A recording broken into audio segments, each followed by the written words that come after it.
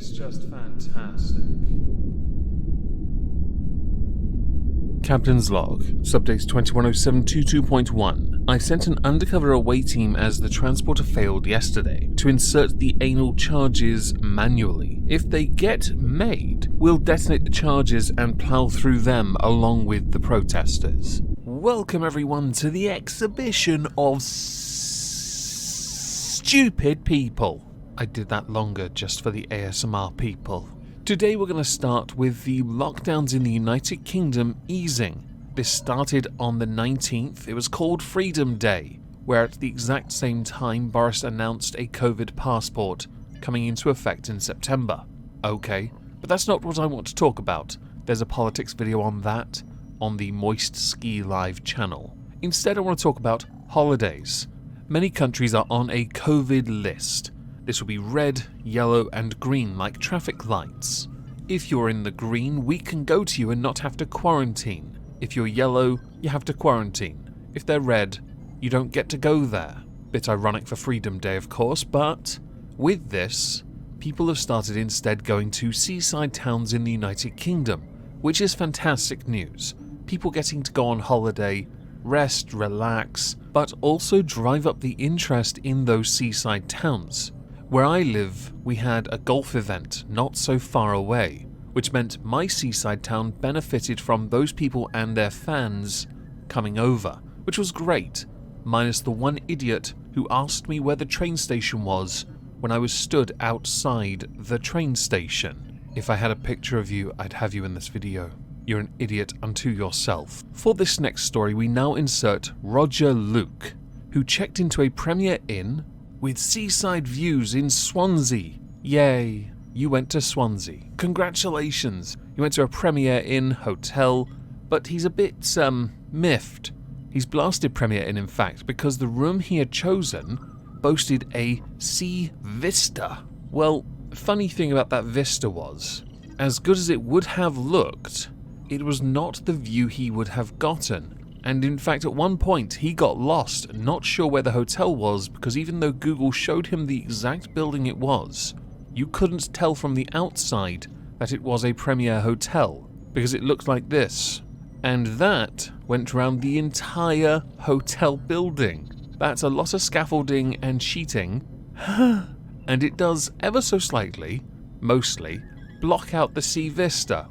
And if you are at all able to see the sea vista, it will look incredibly foggy through that sheeting. Now, Roger claims he is the victim of false advertising, and he does have a point there, which led to Premier Inn themselves confirming they had updated their website to make it even clearer that there were no views, stating that rooms will have obscured views from the windows as there is scaffolding to the exterior of the building. What amused me the most about this was when they gave him a partial refund of £16, which isn't even half of what it cost him to book the room, which was £35 by the way. I know people think, oh, that's cheap, so why would you want a sea view? For a regular customer who books something that is advertised a certain way, this does kind of breach certain advertising standards. For the next story, you can all thank Tyler Preston 20, a Godzilla-loving weeb from America,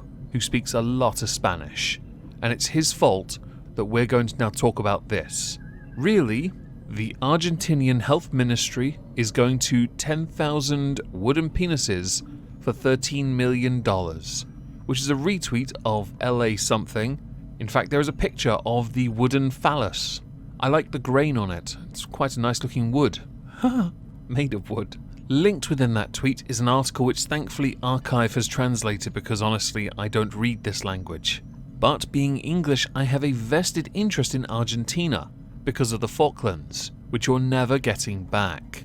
And it turns out, via the article, it's actually true, where the Secretary of Access to Health of the nation, who replaced the current Minister of Health, gave a green light to a request from the Directorate of Response to HIV, STI, viral hepatitis and tuberculosis for the purchase of sexual health promotion materials that include the purchase of 10,000 polished wooden penises.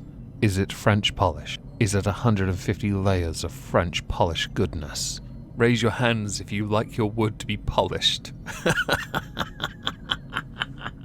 Now, the reason for all of this is to help educate, raise awareness, and prevent the spread of STIs, which include HIV and other ITS within the framework of blah blah law. I find this fascinating because there are other things listed which make perfect sense, like condom dispensers, 10,000 units. Then the wooden penises, also 10,000 units. I assume so you could test the condoms on the penises. But number 3, briefcases, 10,000 units. Right. I'm not entirely sure. Are we raffling them off into decent storage units? Or is the recipient of this wooden piece of glory phallus supposed to be placed in a suitcase which you wear with handcuffs just so no one can steal it from you? And because I know I'm not naturally funny, if you have a cracking wood joke, which is the last thing you want with a wooden penis, please do let me know in the comments. The funniest one will get a pin, so best get creative. Next we go to the Tokyo Olympics. A number of people have pulled out. People have been talking about Laurel Hubbard competing for the women, a trans athlete, blah blah blah, don't care at the moment. We'll just see how things play out. People have been pulling out because of coronavirus, and coronavirus has done a fantastic job wreaking havoc on people wanting to go, but also the safety of the athletes who are there. For this, we're going to insert a Paralympian, a 3-time gold medalist swimmer called Becca Meyers. Meyers, M-E-Y-E-R-S. I cannot be certain. I do apologize if I butchered your name. She is a blind and deaf swimmer from the United States that has recently, along with others but for different reasons, pulled out of the Tokyo Olympics. The reason she's pulled out, though, is actually bizarre. As part of her essential team, Becca has a personal care assistant. Her personal care assistant is her mother. Her mother will then travel to all of her events and has done since 2017, which has in fact been approved by the US OPC officials. Well, coronavirus has rendered this a problem because her mother, her personal care assistant, has been deemed non-essential, which is something they have cited as a limitation on what they call non-essential personnel, because as a blind and deaf person, what she really doesn't need is someone there to look after her, just to make sure she's safe at all times. That might sound a little condescending or patronizing, I don't intend it to, but people who have personal care assistants have them for a reason. They are, by definition, essential, and they have been since 2017, approving having her PCA with her at all times. So because of this, Becca Meyers had to pull out. Doing so, she has put out a statement on Twitter. Heartbroken to share that I'm withdrawing from the Tokyo Paralympic Games. The US OPC has repeatedly denied my reasonable and essential accommodation because of my disability, leaving me no choice. To accompany this, she has included a full statement, but it is the final paragraph of it that really stings. So in 2021, why as a disabled person am I still fighting for my rights? I am speaking up for future generations of Paralympic athletes in hope that they never have to experience the pain I've been through. Enough is enough. That first statement is enough on its own. And just to really sink that nail in, since she's won golds consistently at the Olympics, whoever wins the gold this time is going to feel like a hack because they didn't compete against her.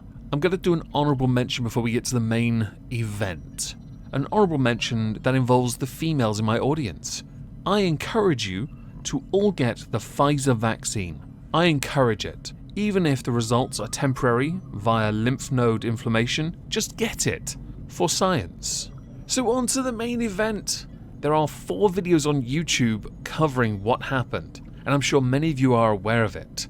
But at a Victoria's Secrets, a Karen surfaced, and a Karen roared, and a Karen melted. And oh boy, it was splendid. This led to a Karen trending on social media. The Victoria's Secret in question was at Short Hills Mall in New Jersey, and this happened on the 11th of July. The victim's name I cannot pronounce, I do apologize, but she captured a fantastic video of a woman called Abigail Elphick, who tried to charge at her to smack her phone out of her hand, because once The victim had made it clear to the Karen that the entire altercation had been recorded. She then had a full-on meltdown in the middle of the store, realizing that her rude and violent behavior had been caught on camera. This is all on YouTube. This Karen, oh, you're watching it on the screen. I've turned the audio off for good reason. This is splendid. I know a lot of people like ASMR for relaxing content. I like watching Karens spurg the fuck out because it is delicious. Now, as we're done, I'd like to know what you think, so please do let me know in the comments down below. As a final thing, I'm going to be streaming some American Truck Simulator on Twitch tonight. If I don't see you there, have a fantastic day. Thank you all very much for listening.